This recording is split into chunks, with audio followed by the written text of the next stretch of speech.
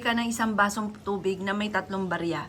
Ang dulot ng 3 barya, yan po yung nagtatawag ng maraming pera. Ang bilog ay swerte lalo na sa pera. Lalo na kapag binaba nyo po ito sa isang basong tubig.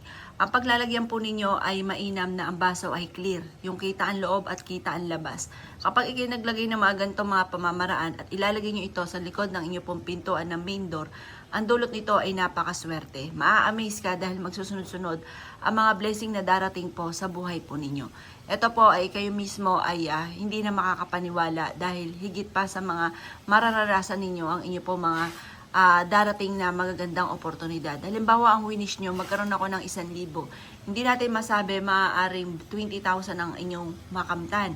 Yan po ay basta sa sipag at tiyaga, pananalig sa itaas ay gumawa ka ng ganito. At ito po itutulungan ka para araw-araw na madoble-doble ang blessing po or ang pera po ninyo.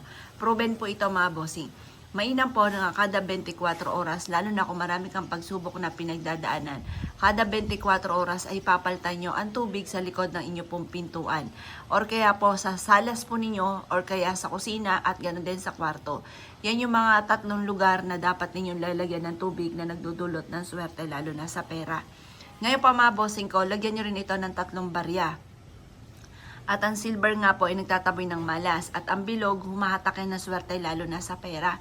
Kapag marami kang mga pagsubok na pinagdadaanan sa pera, 24 hours, kada 24 hours, itatapon. Kapag naman po mga bossing ko na ikaw po ay wala masyadong problema, mainam po na kada 3 days or kaya ay 1 week or basta pag nakita nyo na kung kailan na lang siya madumi, saka nyo siya papalitan. Proven po ito mga bossing at baguhin ang mindset ng mga pangit. Kailangan lagi mga magaganda ang ating pong iisipin ang sasabihin.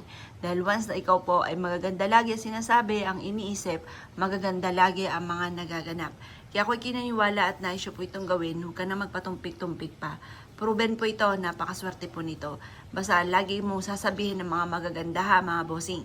Kasi kung gagawa ka ng ganito at ikaw ay nega, yan po ay wa-effect po ito. Kaya kailangan positive ka lang.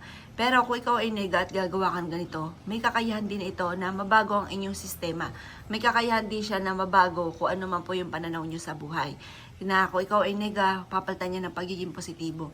Kaya ako ay kinaniwala at nais po itong gawin. Gawin nyo na po ito at huwag ka na magpatumpik-tumpik pa. At makakatulong po ito para kayo po ay mabago-bago ang takbo ng pamumuhay. Kaya ako ay gagawa ng ganitong mga pamamaraan.